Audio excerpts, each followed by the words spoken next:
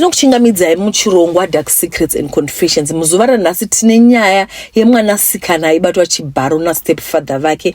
Mai vake vaizviziva and she was part of the plan. Akazoona kuti izvi zvandinetsa izvi regai nditize. Baba vake vainge vakaenda kuUK. Asi vasati vaenda kuUK vainge varambana namama uyezve vaive varamba mwana uyu firstborn vachiti havasi mwana wavo. Nyaya yedu iri kutanga Haidhi atiza kuZimbabwe ndokusangana nemwe murume murungu ndokutanga kudanana hake nemurume. Murume uyu ndichamuti Louis. Louis was the perfect guy for me. Akanga ane moyo murefu uyezve achinzwisisa. But ini semunhu akanga ane childhood traumas ndaingogaya kuti Louis ari kuda kutaimira chikiti. That was his main aim. Kuti main aim yake kwakanga kuri kundibvisa burugwa, just like zvakaita stepfather vangu makore akawanda akadarika. Chinoitika ndechekuti kana zvinhu zvakashata zvikaitika kwauri ukasawana counseling uyezve ukasawana emotional support, panoitika any chinhu chiduku zvinobva zvatokutrigger. Even when someone is trying to show you rudo chairo kana kuti how to love again, unenge wangogara uri paalert kuti kochava chiizve. Louis aiti chero akandipa hagi chayo ndainzwa kunge ndiri kumbundirwa neshato. Anyway, Louis akanga ane moyo murefu sekutaura kwandaita. He even paid for my counseling therapy sessions until I learned to love again. Aiwa rudo rwakatsva zvekuti Louis was prepared kuuya kumba kwedu kuzoremekedza culture yedu nekubhadhara lovola. That will be the first time ndichionawo mai vangu after so many years andakatiza kumba ndarepiwa nemurume wavo. Deep down, ndainge ndine bundu that refused to go down because my very own mother failed to protect me at the hands of the abuser. Sure kutoita dhiri nemurume wavo kuti nditende kuchengetwa kwataiitwa. What kind of a mother does that? We're still to their own daughter. Ndakatadza kuzvigamuchira. But chekuita pakanga pasina because ndivo mainya kubereka ko ndaigodini. Chero dai ndaisada kuti vadye pfuma yangu, hapana wekumhuri kwavo aigashira nekuti mai vangu vakanga vari vapenyu. Vanhu vose vaiti zvinozotinesa pamberi apa. Zuva rakasvika aiwa zvese zvakafamba zvakanaka.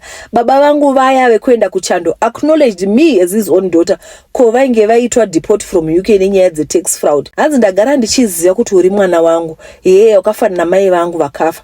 Yeye ndazofanana mai vavo vakafa nhasi. Akaripiswa baba nanasekuru sezvo vainge vasina kumbobvira varoora mai vangu, but vainge vaita hit and run. Mai vangu seemed like vakanga vatotanga life nyuwani. Vainge vakutoendawo kuchechi and vainge vodawo kuzviswededzawo pedyo neni, but I was not buying a nonsense. I'd build a wall around myself. Konyoka haichinji, inongogukura ganda kuti iite hombeka. Ndakazviudza kuti never again will I allow anyone to hate me ever again, not in this lifetime or the next. Pavaifanira kundidzivirira vana, instead vakatondi-abuse. Ndaitovawo mwana aida kuchengetedzwa, so zvekuti ndiamai ndainge ndisingapokani nazvo, asi kuti I was going to love her from a distance. Chero zvazvo ndaenda kutherapy, mese munoziva kuti my emotional scars take longer to heal than my physical scars. Ini naLouis takatanga kugara pedu tega upenyu uchiendeka tabva kuZimbabwe. Ndakatoenda ndikatambirwa zvakanaka nefamily yaLouis. Ndaifunga kuti vachava nema-issues neganda rangu dema, asi hapana kana chandaiona chaishoreka.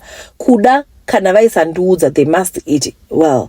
Louis decided kuti he liked the African sun better, so taizouya kuzogara kuAfrica kwechinguva tozombopota hedu tichidzokera kunoona family yake pano neapa. Pasina nguva ndaive ndatozvitakura, mwedzi ikafamba ndikabatsirwa nechino chisikana chivhindikiti. Louis was over the moon and he was happy kuva baba. Baba vekuchando namai vangu vakauya kuzoona mwana. Ndaiona kuti vari kuzama nepavanogona napo, asi ini moyo wangu ndainge ndatoisa reza waya chaiyo. Umwe musi ndichidriver ndakaona stepfather vangu vari pachikona vachitengesa. Vairatidza kuti zvinhu hazvina kuvamirira zvakanaka. Vakanga vari worried sehuku inoda kutengerwa stress pack, vakangosauka sako. Ndaifunga kuti all the years that passed ndainge ndakangamwa, asi pandakavaona zvese zvavainge vandiitira zvakadzoka zvese. Handiti vaishandisa chisimba vachiti musiye, oh he's untouchable njani njani mazuva avo. Ndosaka nyaya yangu yerepu yakangotsikwa pakashaya kana umwe anoifambira. Ndakada kutanga kuita tsvakurudzo dzangu ndikatombosvika ndakapfeka maboniboni kuti vasandiona. Ndakatanga kuita my investigation angu zviri discreet ndokudzwa kuti vakanga vaita scandal yema-presidential input schemes vachiba vachitengesa, ndiko kwakava kupera kwebasa ravo ende vakabuda vasina kana benefit imwe chete. Vehama, hapana tisingaperi pasi pezuva rino. Vana Edi vainge votengesa makebhu nemapower bank chaiwo. Ndakatombosvika ndichinyepera kutenga, havana kundiona zvamuchose. Ndakaitawo tsvakurudzo ndikanzwa kuti aifambidzana nevamwe mai vainzi mai 2 vainge vane vana vasikana vane makore 10 ekubereka. Asi vana ava vaisava vana vastepfather vangu. Zvaitaurika kuti stepfather vangu vakatochewa pavakaita scandal iyi, vachida kunzi vaburitse kwavainge vaisa mari yema-presidential input schemes. Nokudaro zvainzi tambo dzemukati mumburugwa dzainge dzisingashandi. Pachikuru ndiri kuti Edi akanga asingachakwanisi kuzvarisa munhu. Asi ndakaziva hangu rwaisava rudo rwekuchengetwa matwins aya, asi aita weshato inokuyevedza kuti igokumedza. Ipapo ndipo pandakaziva kuti I needed to make a decision. Make that decision very fast.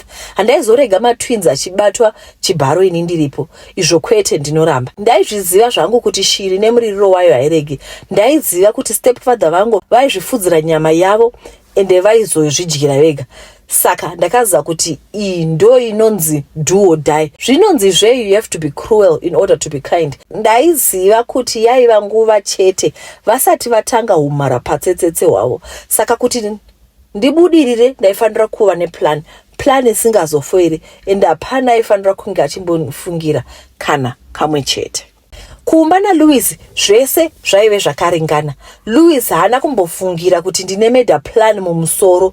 Ndingatoti ndaiti ndikaona stepfather vangu ndaita another personality, Kumba ndoitawo imwe personality. Kumba ndaiva the perfect wife zvekuti kana ari magifts nekuspoilwa ndichataura.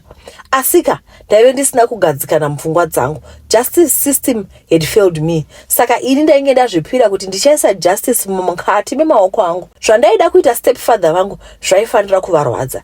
Vaifanira kufa vakamira sechibhorani. Ndaida kumuita webere rinodya munhu achifamba. So shooting him zvaisabuda, aisanzwa maradzo acho. Patsvakirudzo dzandakaita ndakanzwa kuti stepfather vangu vakanga vomwa mapirits. Nokudaro ndakatanga kustada pattern dzepamba pavaigara namai matwins. Routine yavo kuti vakabuda vanodzoka nguva, vanoenda kuchechi kupi zvichingodaro daro.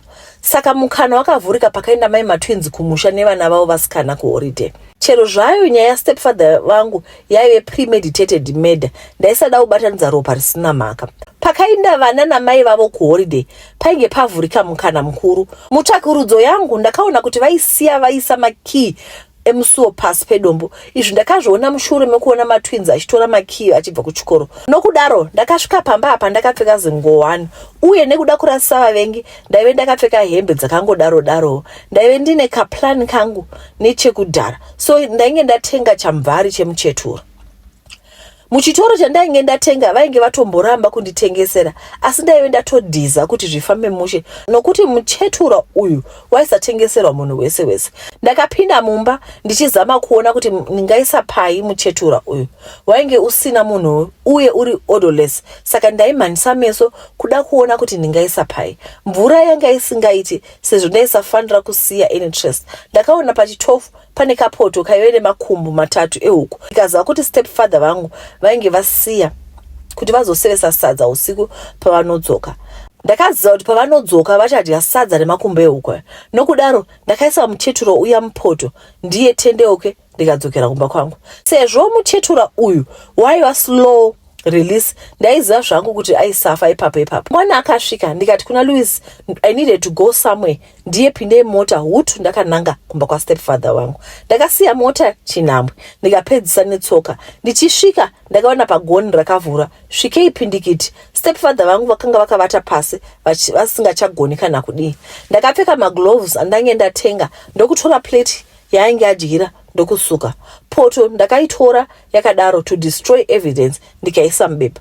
Ndakamuguma netsoka, asi ndainyatsoona kuti munhu ari kurwadziwa asi ari mupenyu. Ndakavaudza kuti mubayiro weTV rufu ndini mwana uya wainge wakakanganisira upenyu uchibata chibharo ndine 12 years. Akazama kusimuka paiva ari. Pandakabvisa ngowani vakabva vandiziva uye ndakaona kudedera kuru mukati memaziso avo. Ndakavhara goni ndikabisa magloves andaiva ndakapfeka ndichiisa muplastic.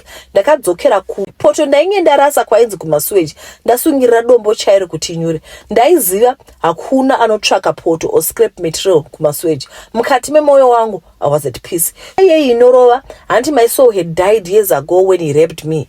Kana ndichizonotongwa kudenga ndichatongwa. Asi zvaizvezvi ndoziva ndakaburisa matwins mumukana mebere ende hope ndovata dzichiuya zvakanaka. Ndiyo nyaya yatawana muzuva ranhasi.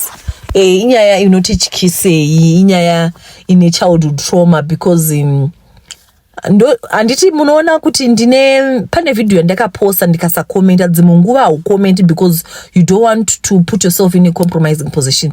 Then pane munhu akauya necomment akati vatete imbokurai nekuti hamugoni kukomenta semunhu mukuru and all. So actually in this state I don't know what to say. I don't know what to say.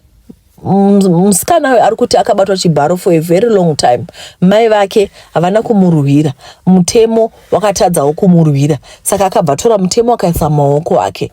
Zvinova zvinhu zvinonzi kwai judge not nekuti kujaja ndekwaMwari asi munhu akakanganisikwa. Saka for me to be in a position yekukomenta, I'm not in a position of commenting. Story yachona inongorwadzawo. Munhu akanga akarwadziwawo because akatanga kubatwa chibharo ari kuma 12 13 14 achingobatwa chibharo nababa mai vake vachizviziva ende vaitoti endai nemwana. Saka kuti ukomende unokomenda uchiti kudi uyu akatadzirwa asi chandinoda kuti ndechekuti kwai one wrong plus another one wrong, it's not good, it's equals to wrong. Zvakaitika kuuraya hakuna kunaka, kurepewa hakuna kunaka, maiwo zvavakaita hazvina kunaka, zvese zvakaitika zvakashata.